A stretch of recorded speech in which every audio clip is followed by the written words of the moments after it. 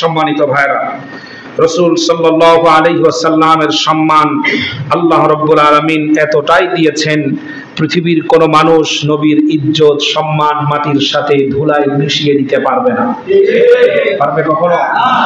বরং আল্লাহ রাব্বুল আলামিন তার বান্দাদেরকে, নবীর উম্মতদেরকে এমন ঈমান দান করেছেন যে কোনো জায়গা থেকে আল্লাহ রসুলের প্রতি বিষোদ্গার করলে তাদের জীবন থাকতে প্রতিবাদ না করে ঘরে বসে থাকবে না।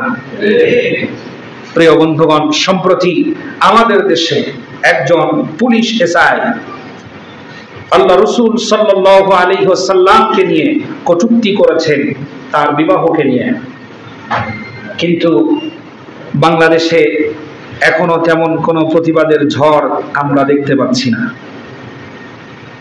তাহলে রাসূল সাল্লাল্লাহু আলাইহি ওয়াসাল্লামের সম্মানে আমাদের হৃদয় কাঁদে না। একই কাজ, যেই স্ট্যাটাস রাসূল সাল্লাল্লাহু আলাইহি ওয়াসাল্লামের শানের সাথে বেয়াদবি করে দিয়েছে, এটাই যদি বাংলাদেশ সরকার অথবা বঙ্গবন্ধুর বিরুদ্ধে লিখত, তাহলে পরে তার 14 গোষ্ঠীর বিচার আরো 24 ঘন্টা আগেই হয়ে যেত। প্রিয় বন্ধুগণ, সময় আসবে, সুযোগ আসবে, সম্ভব যদি হয়, সুযোগ যদি হয়, প্রতিবাদের সাথে যে কোনো সময় আমরা শামিল হব ইনশাআল্লাহ। একজন কাঠমিস্ত্রি 1923 সন, একজন কাঠমিস্ত্রি আল্লাহ রসুল সাল্লাল্লাহু আলাইহি ওয়াসাল্লামকে তদানীন্তন সময় একজন কবি আল্লাহর নবীকে বলেছে রঙ্গ রসুল। নবীজিকে কটূক্তি করে কবিতা লিখেছে, বই রচনা করেছে, সেটা বাজারে ছেড়েছে। বাজারে ছাড়ার পর কাঠমিস্ত্রির সহ্য হয় নাই। সহ্য না হলে সে অনেক দিন ধরে খোঁজাখুঁজি করেছে। খোঁজাখুঁজি করার পরে সেই ব্যক্তিকে পেয়েছে, জিজ্ঞেস করেছে, এই লোকটাই কি সেই কবি?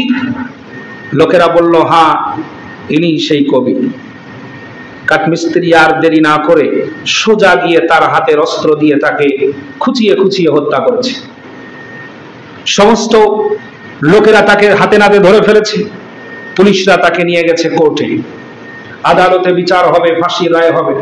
কিন্তু আল্লাহর নবীর অপমানের প্রতিশোধ নিয়েছে বলে সেখানকার সেই সময়ের সমস্ত উকিল তার পক্ষে সাফাই দেওয়ার চেষ্টা করছে। আর ওনার নাম ছিল ইলমুদ্দিন।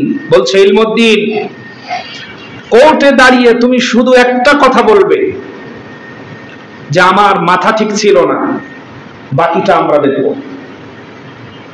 ইলমুদ্দিন কোর্টের কাঠগড়ায় দাঁড়িয়ে বলছে, জাহাপনা, আমার মাথা 100% ঠিক ছিল।